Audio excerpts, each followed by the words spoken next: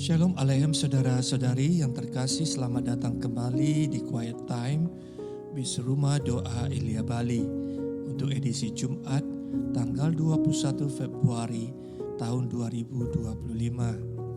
Semoga kita semua senantiasa dalam keadaan sehat ya, bersukacita dan terus membagikan kebahagiaan di tahun jubileum ini.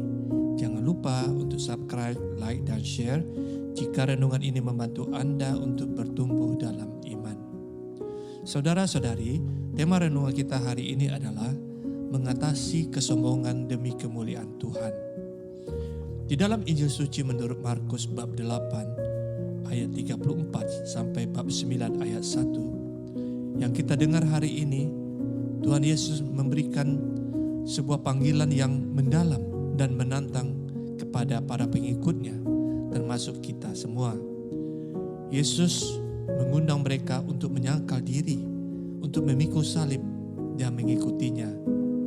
Pesan ini bukan hanya untuk para murid pada masa itu, tetapi juga relevan untuk kita semua yang mendengar dan merenungkan sabda pada hari ini. Apa makna sebenarnya dari panggilan ini? Pertama adalah mengenai penyangkalan diri. Menyangkal diri berarti menempatkan kehendak Tuhan di atas kehendak pribadi kita. Santo Fransiskus dari Assisi, seorang yang dikenal karena kerendahan hatinya, pernah mengatakan demikian. Apa yang kau miliki dan siapa dirimu adalah pemberian dari Tuhan, dan sepatutnya kita menggunakannya untuk kemuliaannya. Mengikuti teladan Santo Fransiskus, kita diajak untuk melepaskan segala keinginan akan pengakuan dan pujian duniawi dan lebih berfokus kepada kehendak Tuhan. Makna kedua adalah memikul salib. Memikul salib berarti siap untuk menerima penderitaan dan tantangan dalam hidup dengan iman dan kesetiaan. Santa Teresa dari Avila mengatakan begini, janganlah kita takut untuk memikul salib, karena di balik salib terdapat sebuah kemuliaan. Salib bukan hanya lambang penderitaan, tetapi juga jalan menuju kemuliaan. Dalam setiap penderitaan dan tantangan, kita diajak untuk melihat kehadiran Yesus yang menuntun dan menguatkan kita. Meskipun salib itu menandakan sebuah kematian yang menyakitkan, tetapi juga menandakan yang memalukan, karena akan menjadi olok-olokan, ejekan, dan hinaan dari orang-orang dunia yang tidak setia. Oleh karena itu, saudara-saudara kita pengikut Yesus, murid-murid Yesus, harus mempersiapkan diri untuk siap menerimanya. Tetapi pengarang Injil Markus menyampaikan juga bahwa rasa malu akan salib itu akan digantikan Yesus dengan kemuliaannya atas kehadirannya. Bukankah kita masih ingat ketika Adam dan Hawa diusir keluar, Tuhan Allah telah memakaikan mantel kulit kepada mereka.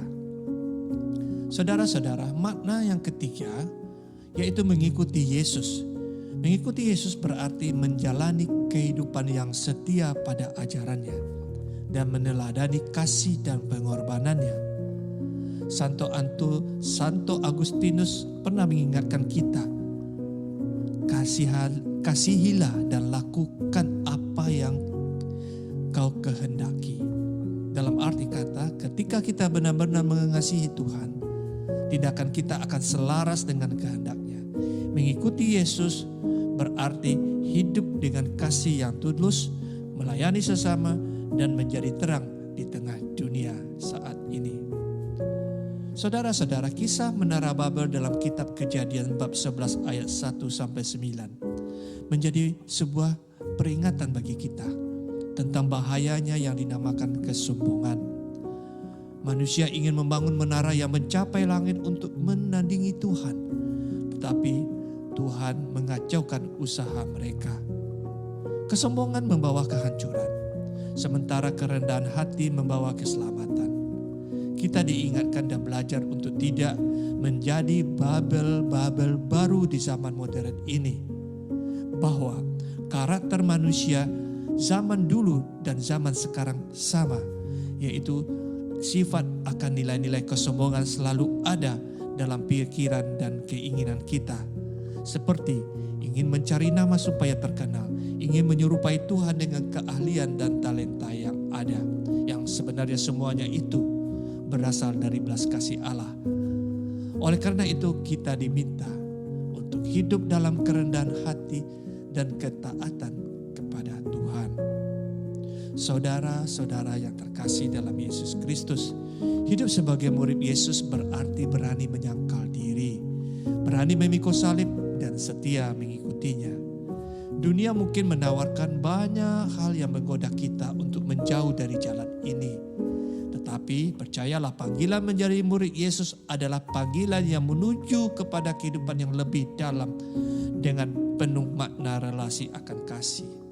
Salib yang kita pikul mungkin berbeda-beda bentuknya. Ada yang berupa penyakit-penyakit, kesulitan ekonomi, masalah keluarga, atau penolakan dari lingkungan sekitar.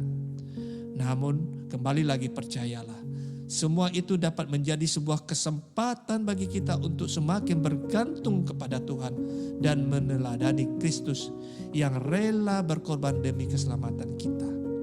Ingatlah kata-kata bijak para santo santa. Sebagai seorang Katolik, biarkan diri kita dipimpin oleh Roh Allah yang tinggal dalam diri kita.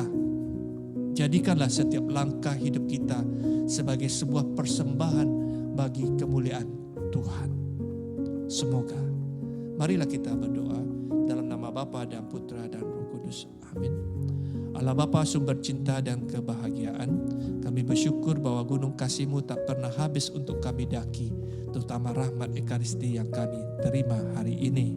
Semoga dengan dasar belas kasih-Mu yang begitu besar, kami dapat menjadi murid yang setia dan taat dan jauh dari sifat kesombongan. Dengan pengantaran Kristus Tuhan kami. Amin. Dalam nama Bapa dan Putra dan Roh Kudus. Amin. Tuhan